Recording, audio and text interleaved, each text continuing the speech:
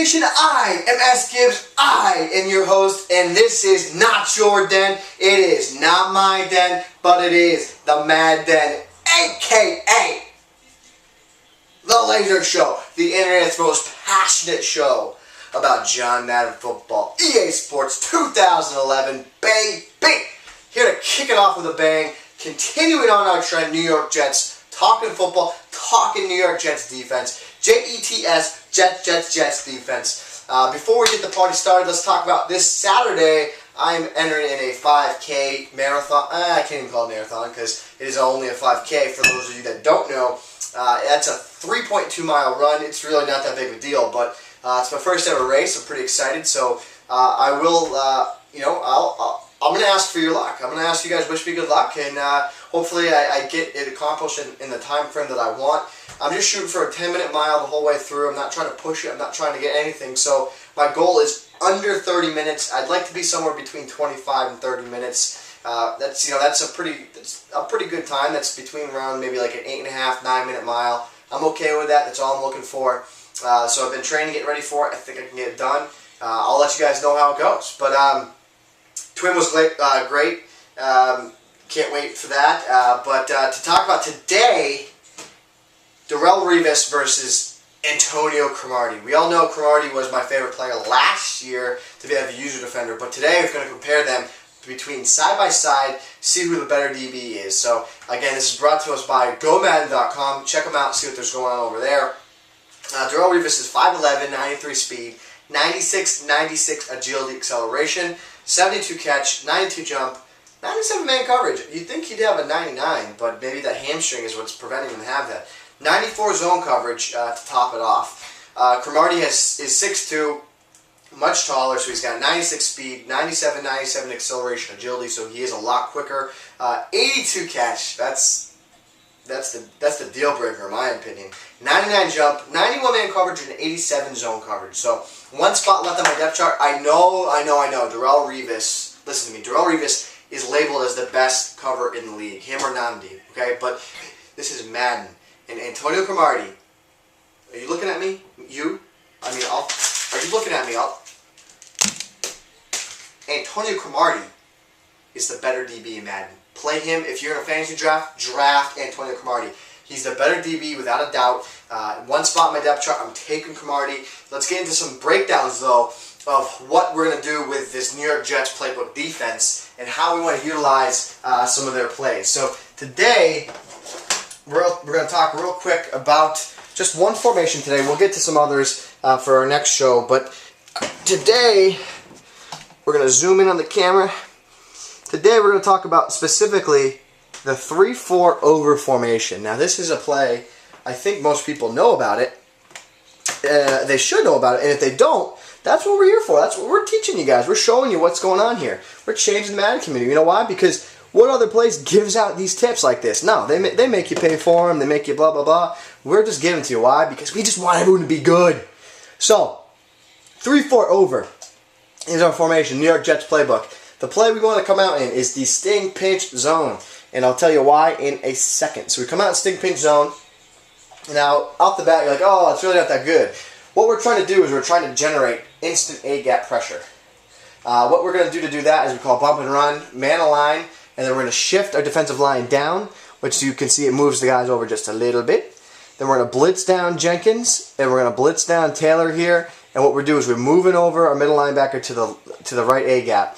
Now what we're doing here is we're going to manually defend with Brodney Poole, free safety. Now his responsibility is a lot. We only have 5 guys in coverage, but the heat will be quick.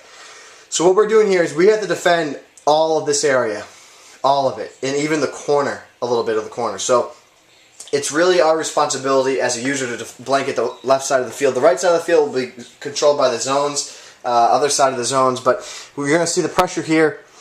Without slot protection, that's what it looks like. And you can see I got instant pressure. I couldn't even get the ball off. But what's really impressive about the sting pinch zones is how well they actually play all areas of the field. So this guy is actually on the yellow zone, but watch what he does. He recognizes that it's the flat, and look at him attack the flat. He recognized that it's a flat play, so he drops and goes to play the flat. So We'll show you that setup one more time. Pinch the D-line down, man align, call bump and run, shift the middle linebacker over to the A-gap, blitz both the D-tackle and let the screen D-end down. This is what the play looks like. It's a pretty basic play. It's 2 vertical routes.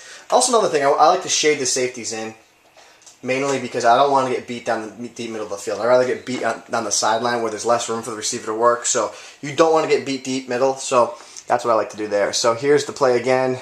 As you can see, the flat, I mean, he completed it, but you know what? That's the thing. If we're bringing 6 guys in pressure, we got to understand that we're going to have some holes in our defense. But for just a regular defense, this has got pretty solid coverage. I mean, it's solid coverage, and against a lot of guys, this might be just good enough to get the job done.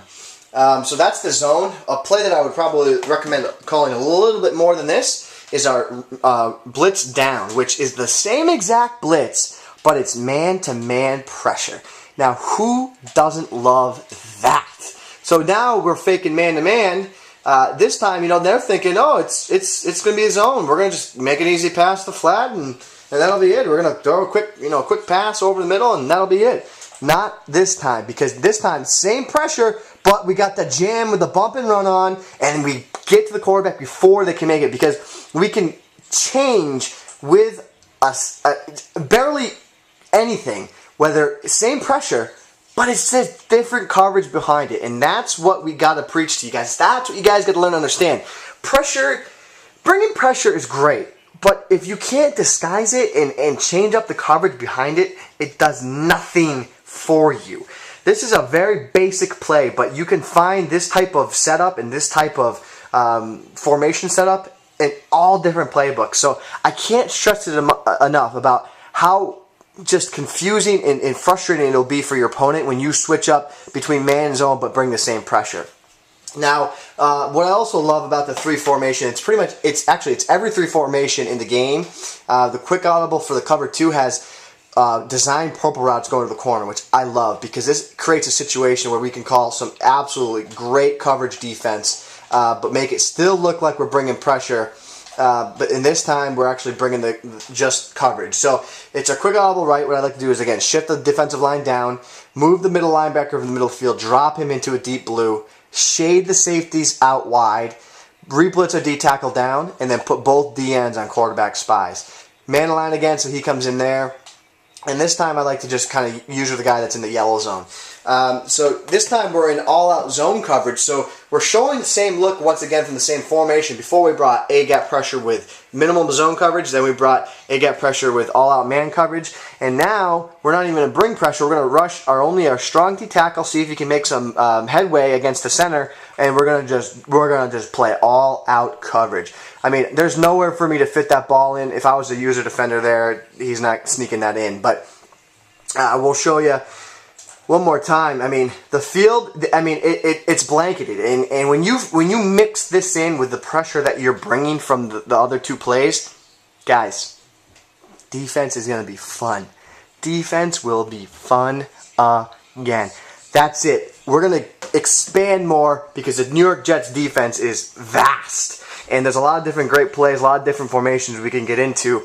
But that's going to have to wait till another show, guys. This is show number 41. We've come a long way since the first show. Can't thank enough of you out there. I am Sgibs. I'm Sgibs7 on Twitter, that is. It's www.maddenbible.com. Show number 41. Guys, it is not your den. It is not my den. But it is the Mad Den, a.k.a. the Laser Show, the internet's most passionate show about John Madden football. You and me together, a whole lot of you, with only a little bit of weeny teeny bitty itty bitty piece of me. We're changing the Madden community, aren't we?